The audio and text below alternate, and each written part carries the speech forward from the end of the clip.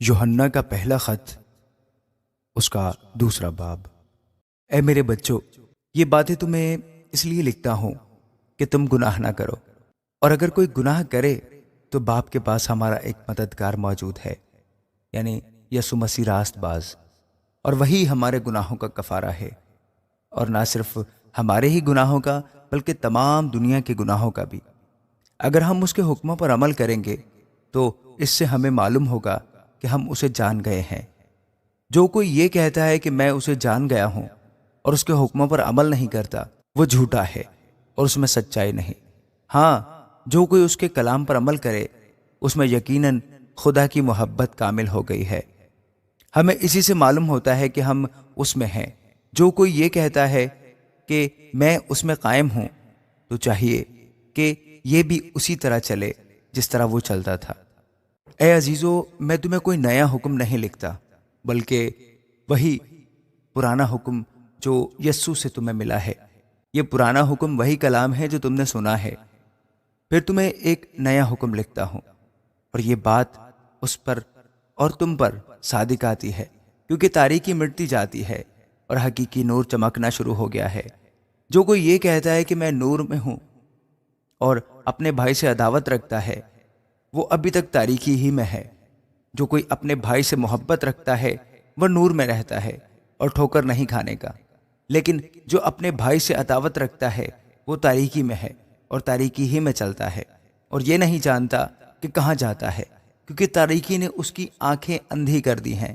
اے بچوں، میں تمہیں اس لیے لکھتا ہوں کہ اس کے نام سے تمہارے گناہ معاف ہوئے۔ اے بزرگوں، میں تمہیں اس لیے لکھتا ہوں کہ جو ابتدا سے ہے اسے تم جان گئے ہو۔ اے جوانوں، میں تمہیں اس لیے لکھتا ہوں کہ تم اس شریر پر غالب آ گئے ہو۔ اے لڑکوں، میں نے تمہیں اس لیے لکھا ہے کہ تم باپ کو جان گئے ہو۔ اے بزرگوں، میں نے تمہیں اس لیے لکھا ہے کہ جو ابتدا سے ہے اس کو تم جان گئے ہو۔ اے جوانوں، میں نے تمہیں اس لیے لکھا ہے کہ تم مضبوط ہو اور خدا کا کلام تم میں قائم رہتا ہے، اور تم اس شریر پر غالب آ گئے ہو۔ نہ دنیا سے محبت رکھو، نہ ان چیزوں سے جو دنیا میں ہے۔ جو کوئی دنیا سے محبت رکھتا ہے اس میں باپ کی محبت نہیں، کیونکہ جو کچھ دنیا میں ہے، یعنی جسم کی خواہش اور آنکھوں کی خواہش اور زندگی کی شیخی، وہ باپ کی طرف سے نہیں بلکہ دنیا کی طرف سے ہے۔ دنیا اور اس کی خواہش دونوں مٹتی جاتی ہیں، لیکن جو خدا کی مرضی پر چلتا ہے وہ ابد تک قائم رہے گا۔ اے لڑکوں، یہ اخیر وقت ہے، اور جیسا تم نے سنا ہے کہ مخالف مسیح آنے والا ہے، اس کے موافق اب بھی بہت سے مخالف مسیح پیدا ہو گئے ہیں۔ اس سے ہم جانتے ہیں کہ یہ اخیر وقت ہے۔ وہ نکلے تو ہم ہی میں سے، مگر ہم میں سے نہیں تھے، اس لیے کہ اگر ہم میں سے ہوتے تو ہمارے ساتھ رہتے، لیکن نکل اس لیے گئے کہ یہ ظاہر ہو کہ وہ سب ہم میں سے نہیں ہیں، اور تم کو اس قدوس کی طرف سے مسح کیا گیا ہے، اور تم سب کچھ جانتے ہو۔ میں نے تمہیں اس لیے نہیں لکھا کہ تم سچائی کو نہیں جانتے، بلکہ اس لیے کہ تم اسے جانتے ہو، اور اس لیے کہ کوئی جھوٹ سچائی کی طرف سے نہیں ہے۔ کون جھوٹا ہے سوا اس کے جو یسوع کے مسیح ہونے کا انکار کرتا ہے؟ مخالف مسیح وہی ہے جو باپ اور بیٹے کا انکار کرتا ہے۔ جو کوئی بیٹے کا انکار کرتا ہے اس کے پاس باپ نہیں ہے۔ جو بیٹے کا اقرار کرتا ہے اس کے پاس باپ بھی ہے۔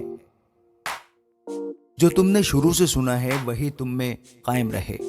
جو تم نے شروع سے سنا ہے اگر وہ تم میں قائم رہے تو تم بھی بیٹے اور باپ میں قائم رہو گے، اور جس کا اس نے ہم سے وعدہ کیا وہ ہمیشہ کی زندگی ہے۔ میں نے یہ باتیں تمہیں ان کی بابت لکھی ہیں جو تمہیں فریب دیتے ہیں، اور تمہارا وہ مسح جو اس کی طرف سے کیا گیا تم میں قائم رہتا ہے، اور تم اس کے محتاج نہیں کہ کوئی تمہیں سکھائے، بلکہ جس طرح وہ مسح جو اس کی طرف سے کیا گیا تمہیں سب باتیں سکھاتا ہے اور سچا ہے اور جھوٹا نہیں، اور جس طرح اس نے تمہیں سکھایا اسی طرح تم اس میں قائم رہتے ہو۔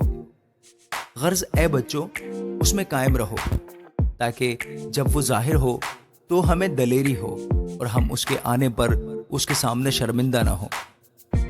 اگر تم جانتے ہو کہ وہ راست باز ہے تو یہ بھی جانتے ہو کہ جو کوئی راست بازی کے کام کرتا ہے وہ اس سے پیدا ہوا ہے۔ آمین۔